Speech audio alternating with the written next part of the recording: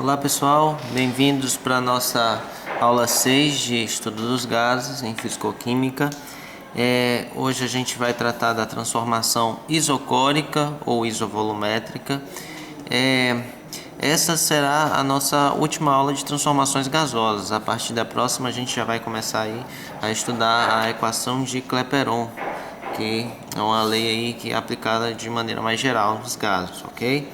Bom, vamos lá. Aqui eu tenho 3 recipientes. Nesse aqui, que vai ser o nosso estado inicial, considere que ele possui um volume determinado. Aqui é o êmbolo, né, que encerra, né, que fecha esse recipiente. E o gás está inserido aqui dentro desse recipiente, que são as moléculas, né, as partículas gasosas. Perfeito? Bom, a gente considera isso aqui é um volume determinado, volume V. Sobre esse gás, a gente coloca aqui algumas massas para poder representar a pressão P que está sendo aplicado sobre esse sistema. E esse sistema, ele apresenta uma determinada temperatura, ok? Então esse vai ser o nosso estado inicial. Vamos fazer o seguinte, vamos fazer essa transformação daqui para cá. Ó. Como se trata de uma transformação isovolumétrica, considera-se então que o volume não pode variar, certo? Então, o que é que vai acontecer se a gente pegar, por exemplo, e reduzir essa temperatura pela metade? Bom, se a gente reduzir essa temperatura pela metade, a agitação das partículas vai ficar menor.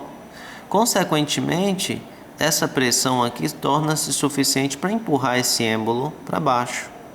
Só que o volume não pode variar. Então, o que é que acontece? O que acontece então é o seguinte: para que o volume não varie, a pressão aí tem também que ser reduzida pela metade. Ok? Então, neste momento, a gente já começa a observar que pressão e temperatura também são diretamente proporcionais, não é isso? Vamos analisar se acontecer o inverso. Se ao invés de a gente ter a queda na temperatura, se a gente duplicar a temperatura, o que vai acontecer com esse gás? Ora,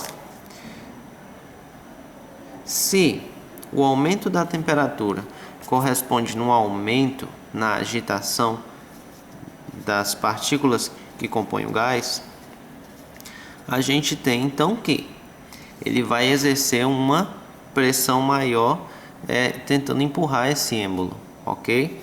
Será que essa massa que corresponde a essa pressão será suficiente para manter o volume aqui? Não. Então o que tem que acontecer? A pressão também tem que ser aumentada. E nesse caso, a gente vai ter que aumentar na proporção de 2 também. Se duplicou a temperatura, duplicou a pressão. Isso indica então o quê?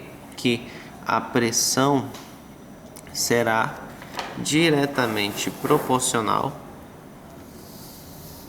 à temperatura. Num sistema isovolumétrico, pressão e temperatura são diretamente proporcionais. O que isso indica matematicamente? Indica o seguinte, ó. Se você tem uma pressão e uma temperatura num estado inicial, ela vai manter aí uma proporção para que essa seja respeitada num estado final. P1 T1 igual a PI TI igual a PF e TF. A pressão no estado final, temperatura no estado final. Ok? Vamos aplicar essa equação num exemplo para ficar melhor da gente compreender. Vamos lá.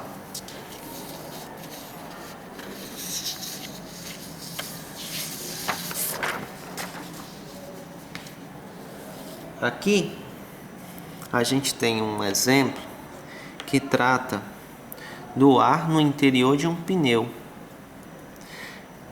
O exemplo diz que a pressão total do ar no interior desse pneu era de 2,3 atm.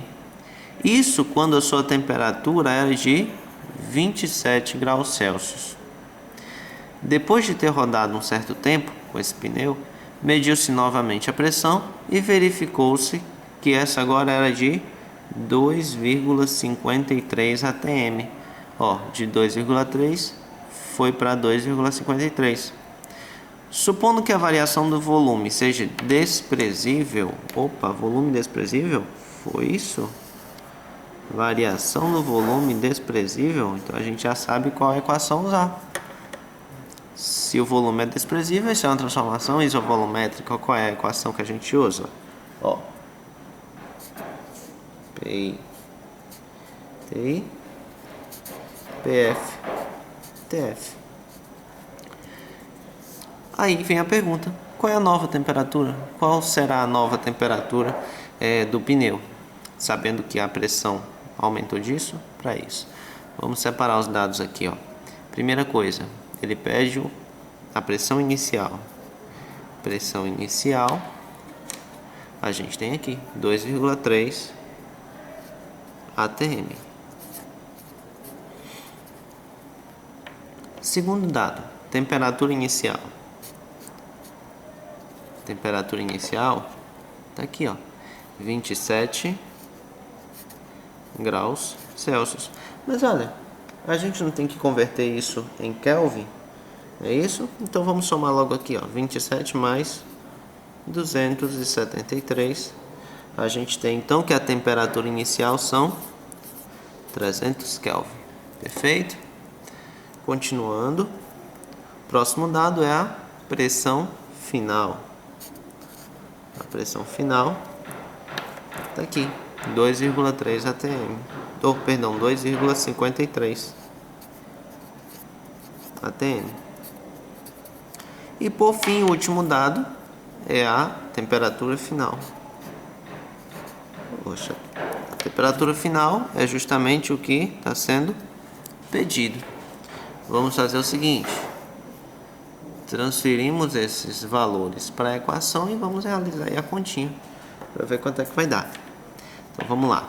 Pressão inicial 2,30 sobre temperatura inicial são 300 Kelvin, igual pressão final 2,53 sobre a temperatura final, que é o que a gente está querendo encontrar. Perfeito? Bom, vamos fazer a manipulação aqui para poder ficar fácil de calcular. Fazendo a manipulação matemática aqui, a gente tem que a temperatura final vai ser igual a 300 vezes 2,53 dividido por 2,3. A temperatura final será de 330 Kelvin. Veja bem, aqui a gente tem um aumento na temperatura de 300 foi para 330 Kelvin. Exatamente o que corresponde ao aumento na pressão. Lembrando, como se trata de uma transformação isovolumétrica, à medida que se aumenta a temperatura, aumenta-se a pressão. Diminui a temperatura, diminui a pressão. Foi o que aconteceu aqui. A gente teve um aumento na temperatura, que corresponde aí ao aumento da pressão. Ok? Bom, próxima aula a gente já trata aí da equação de Clapeyron, que é conhecida como a equação dos gases reais, do gás ideal. Não esqueça aí de comentar, mandar dúvidas, sugestões, exercícios para o nosso e-mail. Tá aqui, revisada@gmail.com. E eu espero você no próximo encontro. Até a próxima. Tchau, tchau.